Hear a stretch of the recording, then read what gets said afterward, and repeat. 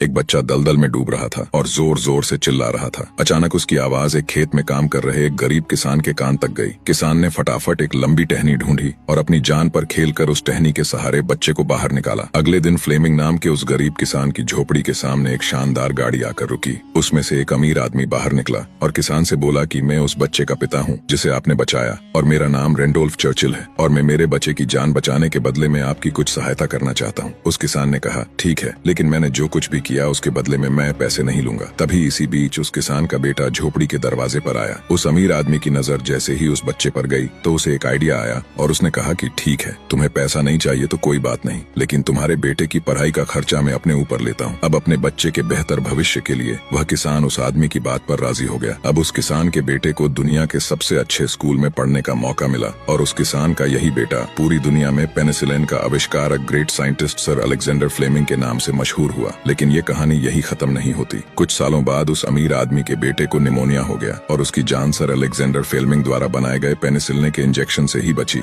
और उस अमीर आदमी के बेटे का नाम था विंस्टन चर्चिल, जो 2 बार ब्रिटेन के प्रधानमंत्री रहे। दोस्तों, शायद इसीलिए कहते हैं कि कर्म हमेशा घूम कर आते हैं। इसलिए हमेशा दूसरों का अच्छा करें ताकि आपके साथ भी हमेशा अच्छा हो।